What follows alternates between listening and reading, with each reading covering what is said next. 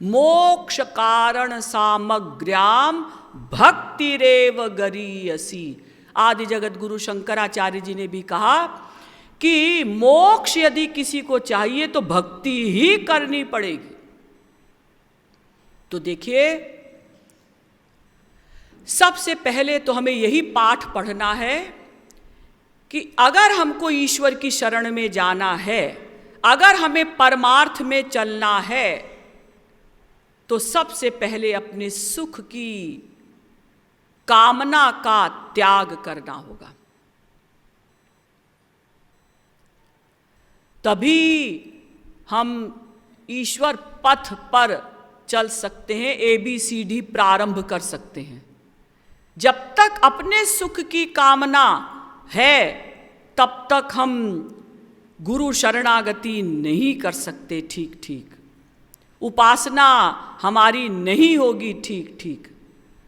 हम लोग जो ये सोचते हैं ना, इतने वर्ष हो गए हमको सत्संग करते करते, लेकिन जैसी श्रद्धा होनी चाहिए, जैसी भूख ईश्वर की होनी चाहिए, वैसी नहीं हुई। क्यों? इसीलिए कि अपने सुख की कामना हमारे मन में आ जाती। अपने सुख के लिए हम श्याम सुंदर से प्यार करेंगे, अपने सुख के लिए हम उनकी सेवा चाहेंगे ना, श्री कृष्ण के सुख के लिए श्री कृष्ण की सेवा, ये हमारा लक्ष्य है।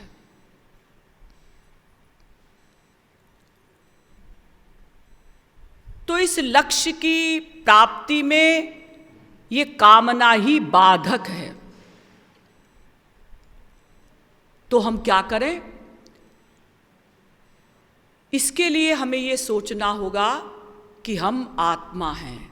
हमने क्या मिस्टेक की कि हम लोग अपने को शरीर मानते हैं। शरीर,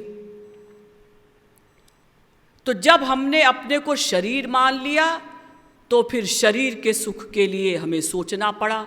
तो शरीर का सुख कहाँ मिलेगा? संसार में। तो संसार की ओर हम भाग पड़े। हमने सबसे जो ब्लंडर मिस्टेक की वो यही की कि स्वार्थ हमारा क्या है इसको हमने ठीक से समझा नहीं। स्व मने मैं और मैं मने आत्मा। आत्मा का मतलब कहाँ से हल होगा? परमात्मा से। और हमने मैं मने क्या मान लिया? स्व मने मैं मने शरीर मान लिया हम लोगों ने। इसीलिए हम संसार की ओर भाग पड़े, भागे जा रहे हैं संसार की ओर। अब सूर, तुलसी, मीरा, कबीर, नानक, तुकाराम हमसे कहते हैं, अरे कहाँ जा रहे हो? चुप रहो, हम बहुत स्पीड में हमको जाना है। अरे तो क्यों जा रहे हो? अजी हमको आनंद चाहिए। तो आनंद यहाँ नहीं इधर है। अरे ये दो चार संत महात्मा बकर बकर करते हैं, इधर है इधर है। अरे करोड़ों जीव तो इधर जा रहे हैं संसार की ओर और बता रहे हैं कि संसार में आनंद है। ये इन बाबाओं का ना, महात्माओं का स्क्रू ढीला हो गया है लगता है। ये कहते हैं भगवान में आनंद है। तो मिस्टेक हमसे वही हुई कि हमने अपने को शरीर मान लिया, इसलिए जागतिक वासना हमारे अंदर पैदा हो गई, जगत की वासना।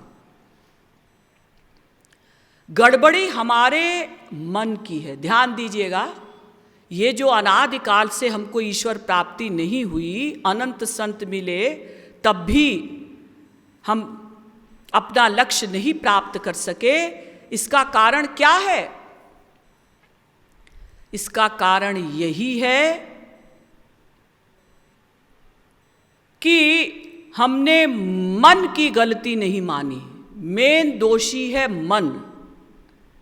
ये गड़बड़ी सब मन की है और हम बाहर के संसार को दोष देते हैं।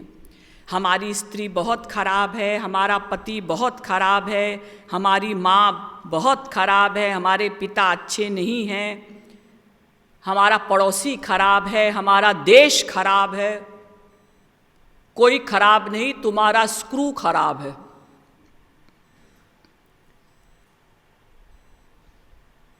सच पूछिए तो ये जो मन का हमारा संसार है ना, ये गड़बड़ करता है। बाहर का संसार कुछ भी गड़बड़ नहीं करता। अरे ये तो हमारे प्रभु ने बनाया है संसार, ये खराब कैसे हो सकता है? इसमें तो भगवान व्याप्त हैं। ईशावास्यमिदग्वम सर्वम यत्किंच जगत्यान जगत, ईशावास्योपनिषद का पहला मंत्र। भगवान इस संसार के कण कण में व्याप्त हैं। उमा जे राम चरण रत, विगत काम मद क्रोध, निज प्रभुमय देखहि जगत, केहि सन करहि विरोध।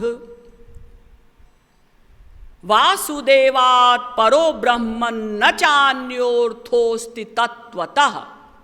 श्रीमद् भागवत दूसरे स्कंद के 5वें अध्याय का 14वां श्लोक। वासुदेव से परे कुछ है ही नहीं। देखिए, आप इस सृष्टि की निंदा क्यों करते हैं? इस संसार की बुराई क्यों करते हैं? ये संसार भगवान ने बनाया है शरीर को चलाने के लिए। आत्मा के लिए शरीर आवश्यक है और शरीर के लिए ये सृष्टि आवश्यक है। ये सृष्टि कुछ आपको डिस्टर्ब नहीं करती है, ये खराब नहीं है माया। ये तो माया आपकी हेल्पर है। अगर ये माया, ये संसार ना हो तो ये शरीर कैसे चलेगा? और शरीर नहीं चलेगा तो आप भगवान का भजन कैसे करेंगे?